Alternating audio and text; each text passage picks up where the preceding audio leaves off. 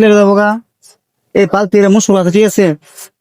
অনেক কাস্টমার বলে ভাই আপনি কি মশলা বেছেন বিক্রি করেন? আমি কি ভাই মশলা বিক্রি করি নিচে 50 টাকা, ঠিক আছে। দেখছেন যে শুনে কোয়া ভাই দুর্বল শরীর খাইলে ঠিক হয়ে যাবো, ঠিক আছে। তার শরীর দুর্বল অবশ্যই আমার কাছে আইবেন, এক ঠোঙ্গা মুড়ি খাইবেন, 6.5 খাইবেন, শরীর চাঙ্গা হয়ে যাবে, ঠিক আছে। আর নিচে 50 টাকা ঠোঙ্গা আমার মশলা, আর কেজি 1000 টাকা। অবশ্যই যা যা নিতে আগ্রহ আছেন অবশ্যই চলে আসবেন ডিগিসের ঘাটে, ঠিক আছে।